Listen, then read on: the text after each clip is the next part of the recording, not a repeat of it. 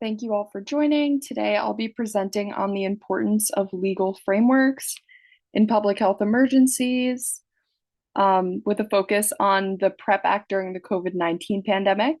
This study explores how the PrEP Act influenced healthcare delivery during one of the most significant global crises of our time. Public health emergencies like the COVID-19 pandemic place extraordinary demands on healthcare systems, which overwhelms routine operations. During COVID-19, healthcare professionals faced challenges such as resource scarcity, crisis standards of care, and ethical dilemmas in decision making. The Public Readiness and Emergency Preparedness, or PrEP Act, emerged as a critical legal tool. It provided liability protections to healthcare providers, enabling the rapid deployment of medical countermeasures, such as vaccines, additional ventilators, and treatments. However, its implementation also raised critical questions about equity, ethics, and the legal complexities of emergency healthcare.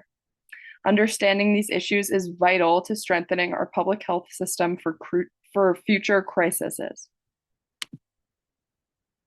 The objectives of this study were threefold, but the social ecological health framework provided a significant lens to understand these multi-layered effects.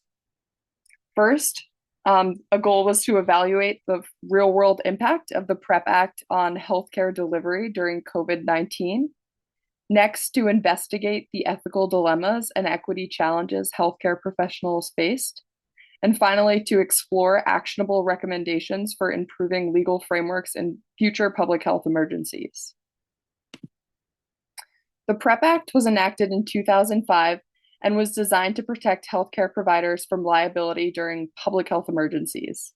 It covers manufacturers, distributors, and healthcare professionals involved in the administration and production of medical countermeasures. Importantly, it excludes cases of willful misconduct, which becomes a gray area in litigation, as we'll see later from the respondents. During COVID-19, the PrEP Act was expanded by the CARES Act to accommodate this unprecedented scale of the pandemic. This enabled the prioritization of vaccines, treatments, and other diagnostic tools through emergency measures authorized by the Department of Health and Human Services in a number of declarations. This legal framework was instrumental in facilitating a rapid response during the pandemic. This study employed a mixed methods design focusing on licensed public health professionals in New York, New Jersey, and Connecticut. The respondents included a diverse group of physicians, nurses, different healthcare leaders, and legal officers who all operate at different clinical, academic, and administrative settings in public health and critical care. Data was collected using open-ended Qualtrics surveys with 15 questions aimed to capture professionals' experience with legal, ethical, and equity considerations. This data was analyzed using thematic coding to identify recurring patterns. However, there were some limitations, of course. Despite the wealth of answers from the respondents, the sample size was relatively small and should absolutely be explored at a larger scale. And the retrospective nature of the survey introduces, the potential for recall bias. So despite these challenges, the study definitely shed light on some positive and negative facets of the PrEP Act's role in encouraging a rapid response and innovation during the pandemic. So some themes were identified. First, the knowledge gaps in legal protections. Some providers relied on the PrEP Act to proceed with emergency measures, but limited understanding of its provisions led to concerns about the effectiveness in litigation-prone areas. Additionally, ethical dilemmas. Providers face challenges in balancing autonomy, beneficence, and resource allocation during critical decision-making. Some equity challenges. There were disparities in access to care for marginalized populations, which highlighted systemic inequities in healthcare delivery that already exist and even emphasize them, as well as some emotional and professional strain.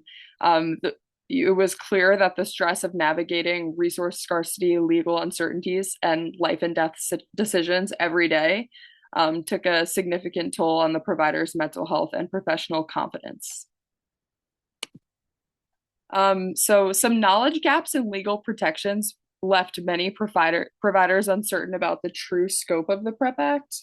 While they believed that they were protected, it was clear that there were legal safeguards that were not absolute, which added stress to an already overwhelming situation. As one provider said, they did what they thought was right for the patients, and they didn't really have a choice. They just tried to make the best decision under trying circumstances. Um, Ethical dilemmas also emerged. Providers were faced with questions like who decides who gets the last ventilator.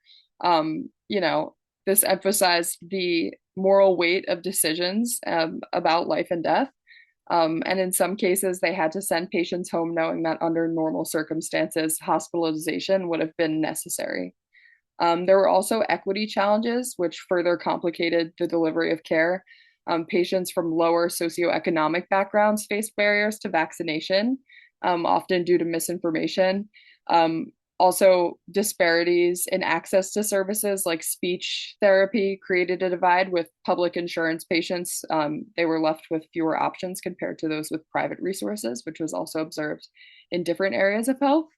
And finally, the professional and emotional strain was immense.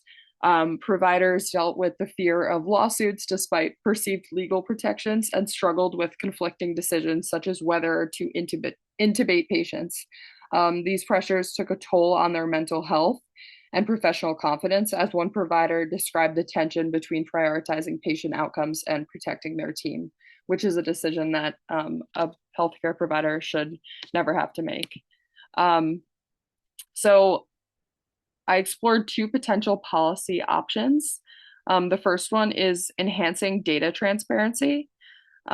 So that's kind of a broad statement, but to improve the availability of accurate information to healthcare providers and patients could make a better informed group that's could make better informed decisions. However, there is a risk as well that when preliminary data is misinterpreted,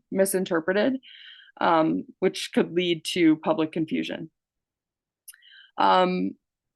Secondly, expanding the PrEP Act to include mental health services. This addresses the broader health impacts of public health emergencies at large, making sure that the healthcare force is equipped to combat the emergency at hand and that they themselves are healthy. But it does also risk overburdening an already stretched healthcare provider system.